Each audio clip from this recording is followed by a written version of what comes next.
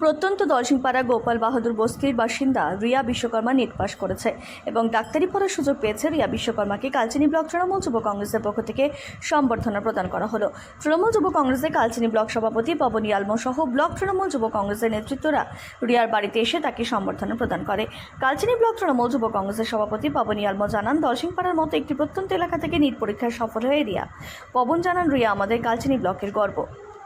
Dalsingh block युवा तृणमूल कांग्रेस की तरफ से वन चिचिया बागान दलसिंहपाड़ा ये हमारी बेटी रिया विश्वकर्मा, जिन्होंने अपने माता पिताजी के साथ साथ संपूर्ण ब्लॉक का नाम रोशन किया है। उन्होंने इस बार 2024 में नीट परीक्षा में पास होकर सभी ब्लॉकवासियों को हर्षित और गर्वित करने का मौका दिया है।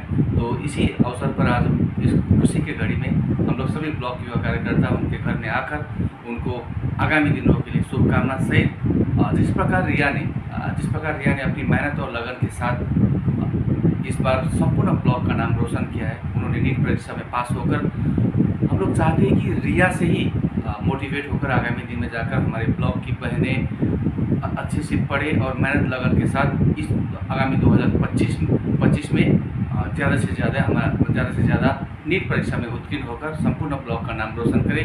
यही आशा, यही कामना और शुभेच्छा के साथ हम लोग सभी कार्यकर्ता आज हमारे दलसिंहपाड़ा रिया के घर में हम लोग मौजूद हैं।